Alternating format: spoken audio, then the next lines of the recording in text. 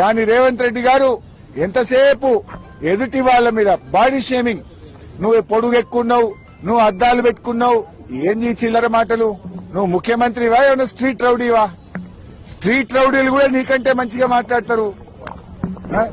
నువ్వు ఆ కేసీఆర్ గారి మీద పదే పదే చావు భాష కోరుకుంటావా? తెలంగాణ తెచ్చిన నాయకుడు, ప్రధాన ప్రతిపక్ష నాయకుడు, 10 ఏళ్లు ముఖ్యమంత్రిగా చేసిన కేసీఆర్ గారిని పట్టుకొని అడ్డగోలు మాటలు మాట్లాడతావు. నువ్వు ఒక తెలంగాణ ద్రోహివి, నువ్వు ఒక నీళ్ల ద్రోహివి. నువ్వు కేసీఆర్ గారి పట్ల అటువంటి భాష మాట్లాడడం చాలా తీవ్రంగా మేము ఖండిస్తా ఉన్నాం. రాహుల్ గాంధీ గారు పొద్దున్న లేస్తే రాజ్యాంగం చేతిలో పట్టుకొని తిరుగుతాడు. ఇక్కడేమో అసెంబ్లీలో రాజ్యాంగం ఖూనీ అయితా ఉంది. ప్రధాన ప్రతిపక్షానికి మైకే ఇవ్వడం లేదు.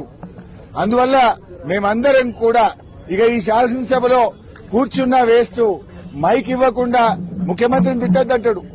స్పీకర్ గారు ఆన్ రికార్డ్ అక్కడ కూర్చొని మీరు ముఖ్యమంత్రి గారి మీద విమర్శ చేయొద్దు అంటాడు. అనొచ్చా అట్లా స్పీకర్? ముఖ్యమంత్రి గారి మీద మీరు మాట్లాడితే మీ మైక్ కట్ చేస్తా అంటాడు. మరి మేము ఉండేందుకు అసెంబ్లీలో? స్పీకర్ గారి పక్షపాత వైఖరికి నిరసనగా ఈ శాసనసభ ఈ సెషన్ ను బీఆర్ఎస్ పార్టీ బహిష్కరించాలని నిర్ణయం తీసుకున్నది. స్పీకర్ గారు